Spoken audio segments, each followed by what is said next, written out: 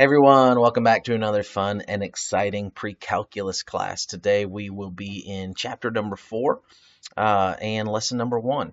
And if you're looking in your book, that's going to be on page number 52. Page 52, let's look down there. It says that we're going to be learning about trigonometric functions of any angle. Well, what does that mean? Well, it seems like again, we're kind of disconnected from the last two lessons, but here's what this lesson does. This lesson takes chapter 2 and connects it to chapter 3. So it takes the trigonometric functions and it brings them into the Cartesian plane. That's what we're going to be learning in this chapter. So chapter 4, lesson 1, let's go ahead and get started. General trigonometric equations. We learned the trigonometric equations, the functions, and those were like sine, cosine, tangent, and then we learned secant, cosecant, and cotangent as well. Well, what we're going to be talking about now is when those are on the Cartesian plane. When they're on the Cartesian plane, instead of using opposite, adjacent, and hypotenuse, we're actually going to change the letters and we're going to use y, x, and r. All right, now let's switch over here and look at this. So why do we use y, x, and r on the Cartesian plane? Well, the easy thing, to recognize is that we're dealing with the x-axis. We're dealing with the y-axis. So the x and the y make a lot of sense on the Cartesian plane because of the x and the y-axis. Why the r, to be honest with you, I don't really know. And actually, I'm lying to you right now because I really do know the reason, and we're going to get to that later. But maybe I'll just leave you hanging right there, and you'll have to figure it out on your own, and then see how many of you, when we come back to it later, how many of you actually figured it out. So there is a reason why we use R. All right, so some of you are like, you don't really know. Yes, I do really know. Okay, trust me. All right, so let's do this. Let's talk about why the x and why the r. All right, well, it makes a lot of sense because if we have this point right here, our point is 3, 4. What does that mean? It means 3 on the x. So I just counted over 3 spots. Let me blow this up just a little bit so we can see it. So I'm going 1, 2, 3 spots on the x. And look, there's my line, okay? So again, I'm making a triangle, and if I make my triangle, I'm going 3 over on the x, okay? So there's my x line. And then if I'm going 4 up, 1, 2, 3, 4, to connect up to that dot, there's my 4 up. So there's my 4 on the y. So I've gone over 3 on the x, and I want to go up 4 on the y. So 1, 2, 3, 4. Well, that's our point. Our point is 3, 4. So we're just connecting our point. What are we connecting it from? Well, notice over here it says that the reference angle always begins at 0, 0. So we're starting at this point right here, and we're going to this point right here. Okay, so if I'm going here now, I'm trying to connect those 2 points. Well, in order to get a triangle, so if I just do this right here, I have a triangle. So I'm going over on the x, up on the y, and then I'm going to connect. What do you think that connection piece is? Well, that connection piece here, going from the point to the origin, is our hypotenuse. It's always going to be our hypotenuse. So let's talk about this. This is called a reference triangle on the Cartesian plane. Why is it a reference triangle? Because it starts at origin. So the reference angle, or the theta, is the angle that is at the center. It's at the origin. It's at 0, 0. Okay? So you would never, on these, I say never, but, for what we're doing right now, you would never look at that and say, oh, this is our reference angle. No, this is not the reference angle. Okay? The reference angle is always the one here at the center, at origin. So notice that there's our right angle, okay? And here's our theta. We're not going to focus on this angle right here, right now, okay? We're not even worried about that angle. We're only worried about our theta. So what have we created? On the Cartesian plane, we've created a reference triangle. Now, this down here is going to be our x. Notice why the x is the adjacent. And let me zoom out here just a little bit. Notice the x is the adjacent. Why is it the adjacent? Because it's connected to our reference angle. And here, the y is going to be our opposite because it's across from our reference angle. Okay? And our r, I'm not a pirate, but you know, our r is right here, and it's the hypotenuse of this triangle. Okay? And so that's how we get, instead of hypotenuse, opposite, and adjacent, that's how we get to y, x, and r. You need to know this right here. This is very important, the fact that these three letters are changing. And really, they're changing for the whole future of precalculus. We're never going to go back and use opposite, adjacent, and hypotenuse. You're not going to call them that really anymore. The hypotenuse, you still call the hypotenuse, I guess, but you're going to abbreviate it with the r rather than with the h. So x is the adjacent, y is the opposite, and r is the hypotenuse. Very important as we go forward. Now, all of the things that we've been talking about, let me change this over here to regular paper so it's a little bit easier for you to see. Everything that we've been talking about with sine, cosine, and tangent, secant, cosecant, cotangent, none of it changes except for the letters. So let me go back to the book right here and let's take a look at this right here. The trigonometric functions, okay, of these are all going to be changed now. Okay, so sorry about that. They're all going to be changed now. So sine now equals y over r. And a lot of times that's really hard for students to kind of wrap their minds around, y over r. So it's still opposite over hypotenuse, but now it's just abbreviated y over r. Cosine is x over r, or adjacent over hypotenuse, and tangent is y over x, opposite over adjacent. Cosecant is y over r. Again, that's just the reciprocal of sine. Secant is the reciprocal of cosine, so we're just flipping those. And then cotangent is the reciprocal of tangent. And so that's kind of what all that looks like. And really, I mean, there's a lot going on right there, as far as there's a lot of change, but there's a lot of the same. Okay, there's no change at the same time. What do I mean? Well, it still figures out, it still calculates the same way. Okay, so notice right here, let's go back to this. Let me kind of explain what I mean by when I said that. By nothing changes, but everything changes. It's kind of weird, but what do I mean by that? Well, what is our x and what is our y? Let's go ahead and put those down. So in this case, y equals 4, because that's right here. That's the 4. And then our x is going to equal 3. Well, what is r going to equal? Okay, well, nothing changes. We still find it the same way. How do we find it? Using the Pythagorean theorem. Okay, so remember there's different ways to write the Pythagorean theorem. We learned a long time ago, a squared plus b squared equals c squared. Now we're going to use r, x, and y, and we're actually going to solve for the c side. We're going to solve for the hypotenuse, or the r. So what does that look like? If we have r equals, what does r equal? It equals the square root of x squared plus y squared. Okay, and we've learned that. We've written that down in past chapters. So now we can just plug into it. So we can plug in our x is 3, so that's 3 squared, and our y is 4, so that's 4 squared. And we're going to take the square root of that. That's going to be our r. Okay, and so now our r equals, let's see, 9 plus 16. And then again, we just continue to further simplify this. Some of you are thinking, why not just use your calculator? I know, right? I'm old school.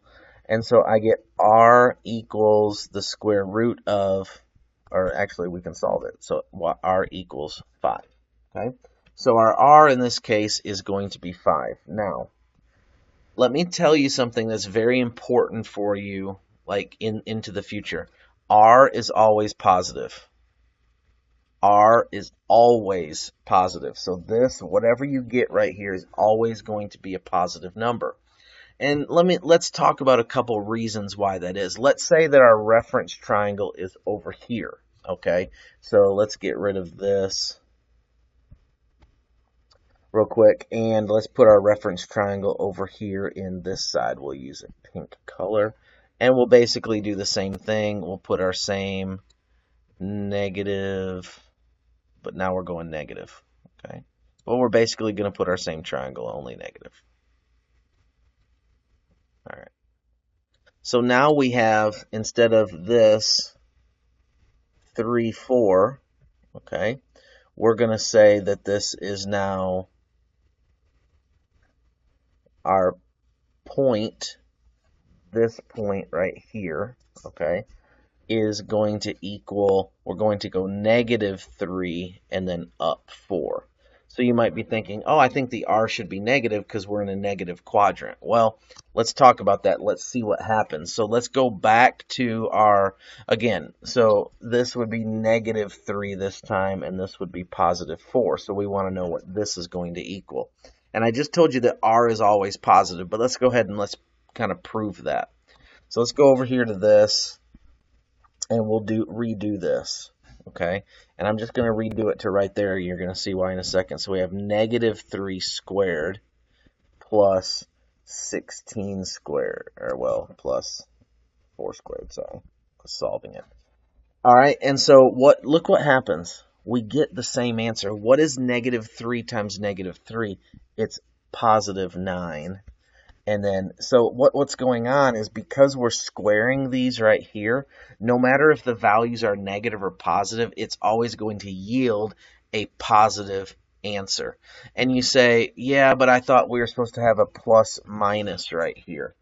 Well, yes and no. Because the Pythagorean theorem works out this way, because we're using it on the Cartesian plane, we don't have to have a plus minus right here, because the R value in what we're doing in trigonometry, in pre-calculus class, the R value is always going to be positive. So it's not a plus minus. This does not, so don't write plus minus 5. That is not the correct answer. The correct answer in this case is just the positive R equals 5. Okay, and so I know that might be a little bit complicated, a little bit hard for you to understand, but this R also equals 5 over here. They're always positive. If you have one in the third quadrant, so you're coming this way, you're still going to be 5. In this case, we're still negative 3 here. In this case, we'd be negative 4 going down. Let's see, put this in yellow. If we do one down here, looks like a little bow tie, but we would be doing the same thing. 5 would be on that one, and then you would have a positive 3 on the X, and then you would have a negative 4 on the Y. But the 5 is always going to be positive in every one of those cases, no matter which direction you are building your reference triangle. Notice that, let me kind of zoom in on this. Notice that this reference angle always stays here at the center, okay? It never goes away, it never changes. That reference angle is always at 0, 0, okay? So that's another key thing to remember about the reference triangle.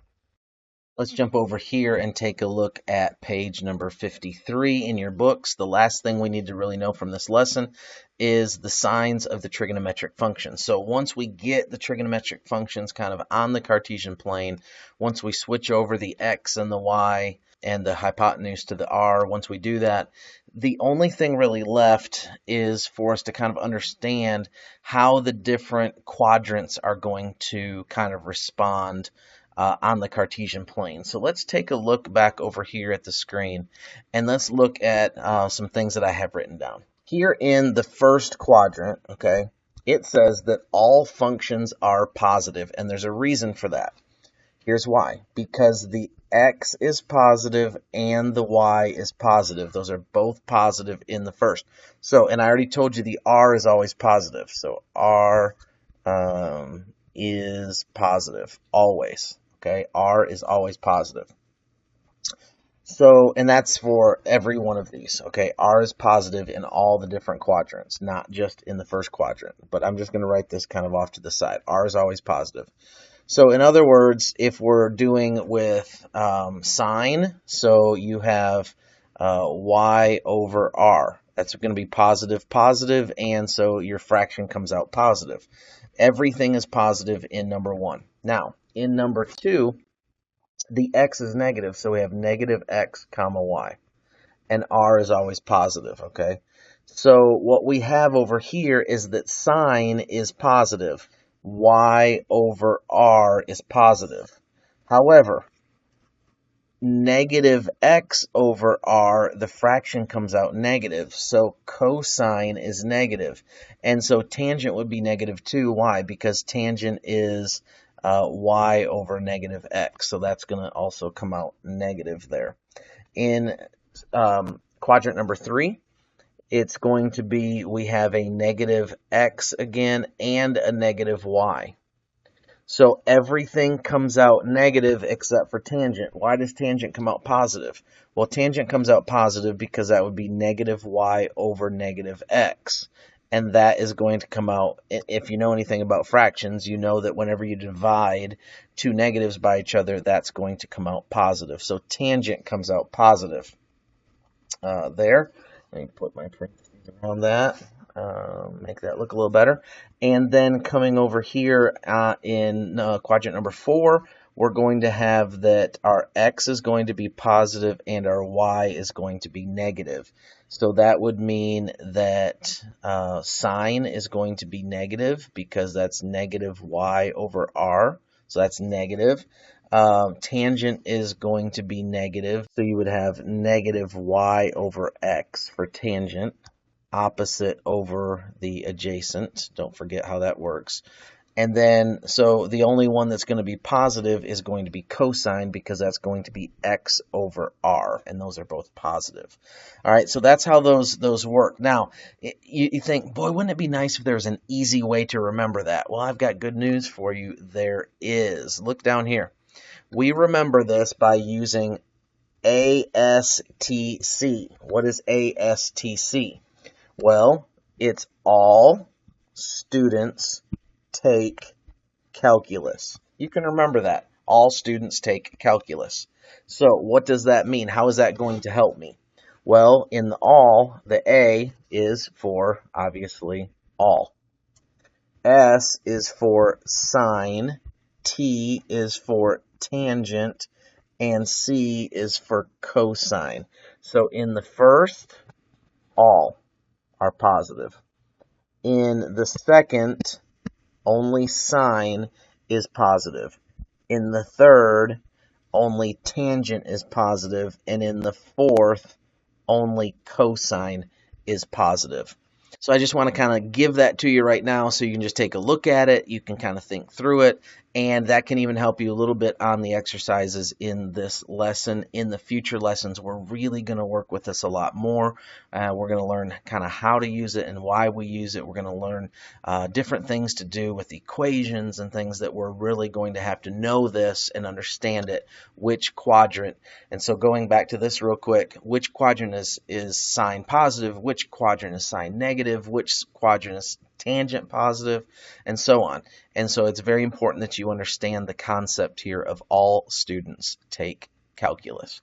All right, well, that's all I have for you. A little bit of a long lesson there, but I wanted to get through it, and hopefully you learned some things. If not, make sure you slide it back and watch it again. All right, we'll see you later. Have a good one. Bye-bye.